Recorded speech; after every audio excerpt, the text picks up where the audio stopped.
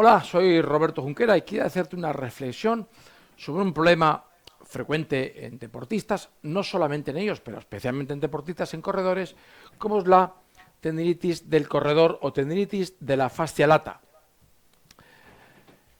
También tendinitis de la cintilla iliotibial, normalmente expresado con un dolor en la zona externa de la rodilla, que a veces analizamos de forma un poco simplista. La cintilla iliotibial roza excesivamente en esa zona porque está demasiado tensa, porque su músculo está demasiado retraído. No digo que desacertada, porque efectivamente normalmente hay un exceso de tensión en la fascia lata, pero sí se queda incompleta esta lectura. De todas formas, si tú este problema tienes un paciente con él y le aplicas tratamientos convencionales, desde cirias, ultrasonidos ya se aplican menos, o diatermia, ondas de choque, fibrólisis de acutánea, le pones kinesiotape, le haces estiramientos, todo esto, si te funciona bien con un paciente, ¿por qué te vas a plantear nada más? Pero a veces vas a tener un paciente que no evoluciona, que le haces este buen tratamiento que sueles hacer y en este no evoluciona, no mejora nada. Y de hecho, ya de base te hace sospechar que es un paciente que ha corrido habitualmente, que no ha tenido un cambio en su actividad física y empezará con una tendinitis de esta fascia lata, esta cintilla iliotibial. Lo ideal es preguntarse, lo idóneo sería que te preguntaras por qué ha producido esto. Aunque no te lo preguntes, haces tu terapia, no te funciona, ahora sí ya tienes que preguntarte por qué. Hay que hacer algo más. Has hecho unas cuantas sesiones de terapia manual, la que te ha ido bien en otras ocasiones, y no te funciona.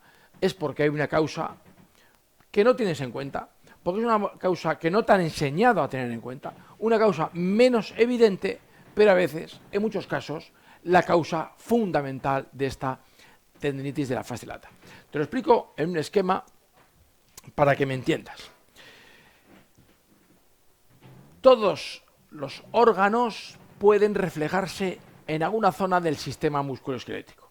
Cuando alguien tiene un infarto o una angina de pecho, a veces el primer síntoma es presión en el pecho, pero también se puede expresar con dolor en el brazo, la zona interna, axila, zona suprainfraclavicular o la parte posterior del trapecio.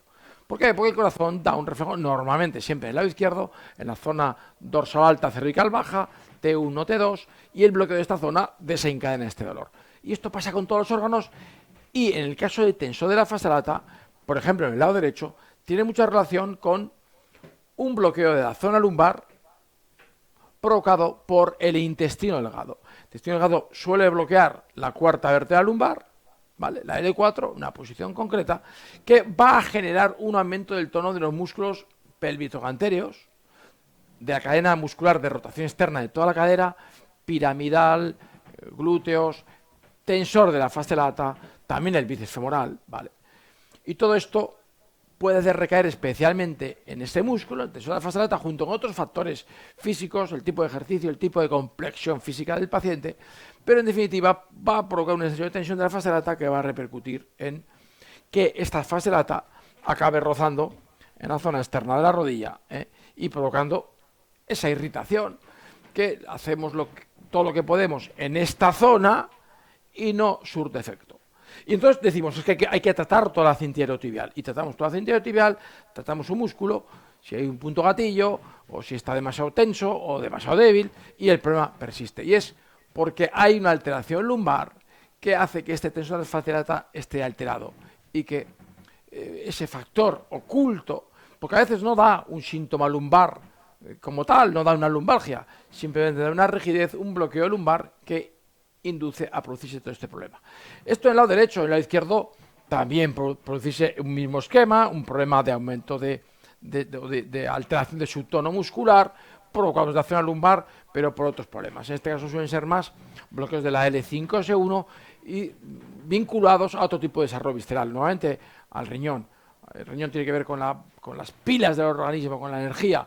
Una persona cansada y agotada, por ejemplo, por estrés, va a somatizar este cansancio más en la zona lumbar izquierda y una de sus posibles consecuencias es una tendinitis en el tensor de la fascia lata. Evidentemente puede haber otras, desde síndrome piramidal, sacroiliitis, lumbalgias, pero bueno, una de sus posibles consecuencias es una tendinitis del corredor.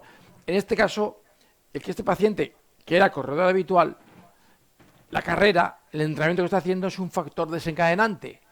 Ha corrido igual que siempre, o incluso a veces te dicen, no, si estoy en una temporada un poco más baja y tengo ahora la tendinitis. No es congruente, no es lógico que esté haciendo el mismo ejercicio físico, incluso a veces menos, y desencadene esta tensión.